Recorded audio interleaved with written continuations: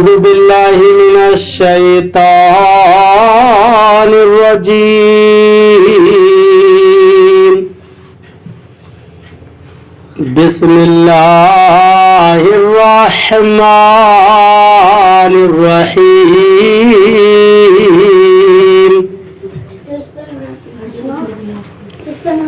حافظوا على الصلوات والصلاة الوسطى وقوموا لله قانتين۔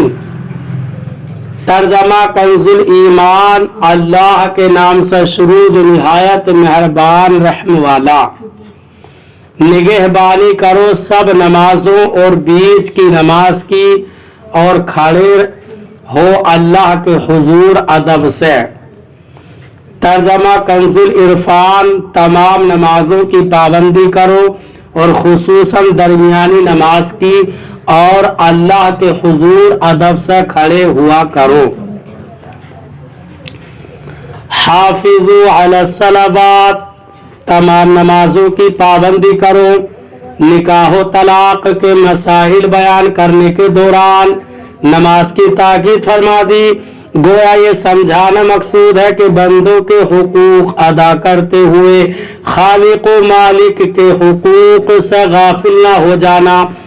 پنجگانہ فرض نمازوں کو ان کے اوقات پر ارکان و شرائط کے ساتھ ادا کرتے رہو، کیونکہ شریعت کے دیگر معاملات میں حکم الہی پر عمل اسی صورت میں ہوگا جب دل کی اصلاح ہوگی، اور دل کی اصلاح نماز کی پابندی سے ہوتی ہے۔ نیز فرمایا کہ تمام نمازوں کی پابندی و نگہبانی کرو۔ اس نگہبانی میں ہمیشہ نماز پڑھنا، باجماعت پڑھنا، درست پڑھنا، صحیح وقت پر پڑھنا سب داخل ہیں۔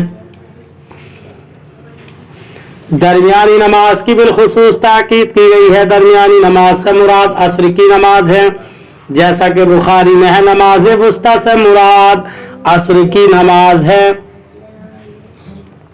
نماز عصر کی تاکید کی ظاہری وجہ یہ سمجھ آتی ہے کہ ایک تو اس وقت دن اور رات کے فرشتے جمع ہوتے ہیں، دوسرا یہ کہ اس وقت کاروبار کی مصروفیات کا وقت ہوتا ہے، تو اس غفلت کے وقت میں نماز کی پابندی کرنا زیادہ اہم ہے۔ وَقُومُوا لِلَّهِ قَانِتِينَ، اور اللہ کے حضور ادب سے کھڑے ہوا کرو۔ بارگاہ الہی میں کھڑا ہونے کا طریقہ یہ ہے کہ ادب سے کھڑا ہوا جائے، لہذا کھڑے ہونے کے ایسے طریقے ممنوع ہوں گے جس میں بے ادبی کا پہلو نمایاں ہو۔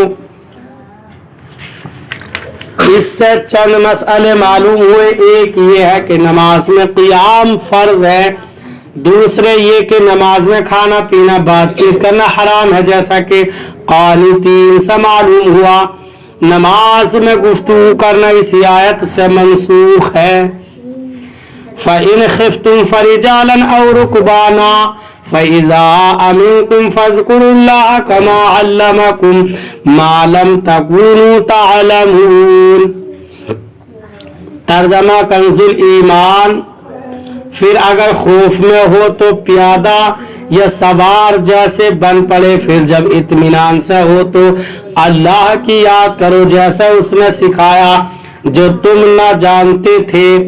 ترجمہ کنز العرفان، پھر اگر تم خوف کی حالت میں ہو تو پیدل یا سوار جیسا ممکن ہو نماز پڑھ لو، پھر جب حالت اطمینان میں ہو جاؤ تو اللہ کو یاد کرو جیسا اس نے تمہیں سکھایا ہے جو تم نہ جانتے تھے۔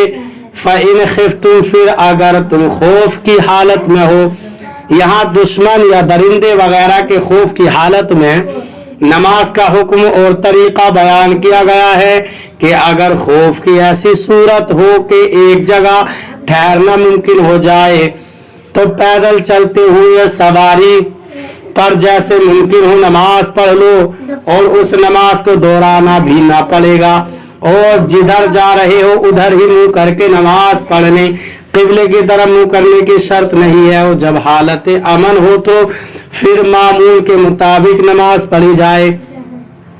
البتہ اگر خوف کی ایسی حالت ہو کہ اس میں ٹھہرنا ممکن ہو، जैसे जंग के मौके पर दुश्मनों के हमले का डर भी है, लेकिन किसी जगह ठहरे हुए भी हैं, तो उसका बाजमात नमाज पढ़ने का तरीका सूरह निसा आयत नंबर 102 में मज़कूर है। वल्लज़ीना युतवफ़्फ़ौना मिनकुम वयज़रूना अज़वाजन वसिय्यतन लिअज़वाजिहिम मताअन इलल हौलि गैरा इख़राज फ़इन ख़रजना फ़ला जुनाहा अलैकुम फ़ीमा फ़अलना फ़ी